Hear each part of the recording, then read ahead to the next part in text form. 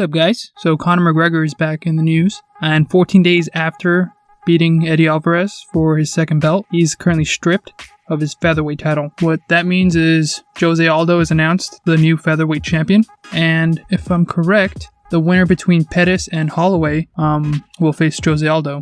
And we all know that Pettis and Holloway are fighting for the interim belt, which seems like there's no point because that card is very lackluster, and adding an interim title is going to really help. And the other huge news that just happened today is that Tim Kennedy, George St. Pierre, Donald Cerrone, Cain Velasquez, and TJ Dillashaw have officially announced the MMA Athletes Association today.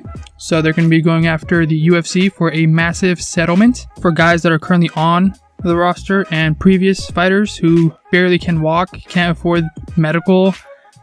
They got zero benefits and they got screwed out of, their contracts. They're launching their association to make sure that fighters get paid what they deserve.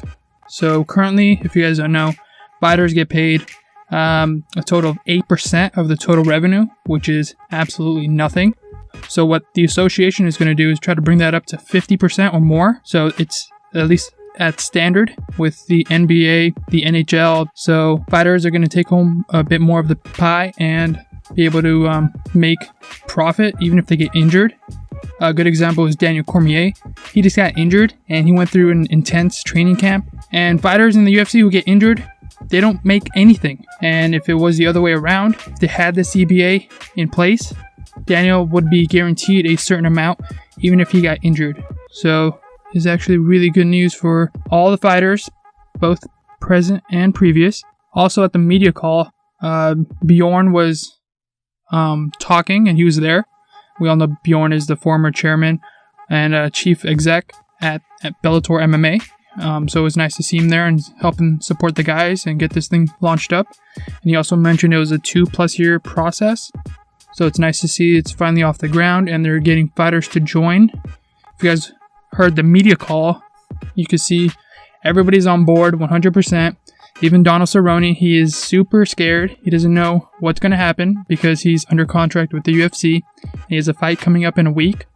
So with him going through this and joining these guys on this association, he doesn't know if he has a job or not. Nice to see him at least being there, fully committed, and he's not afraid to join. Also, for everybody who's thinking this is a union, Bjorn, or I think it was Bjorn or Tim Kennedy, said that this isn't a union. That would be the worst possible thing for a UFC fighter, because if they form a union, it takes way too long to do that. And then if it does get up off the ground, the UFC could create a lawsuit against them because the fighters are independent contractors. The court hearings and all that court stuff, it will take years and years and years. With the UFC having at least a 90% chance of winning, like Tim Kennedy said, or Bjorn, it's going to be 2022 and the fighters are back to square one. So the union isn't a union. That's not the intent. It's more of just an association, and they're trying to create a bargaining agreement to bring that 8% up.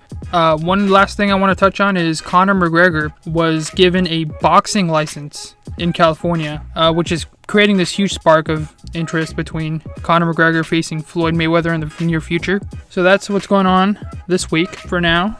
Those are the major stories coming out of this week. So yeah, hope you guys get on board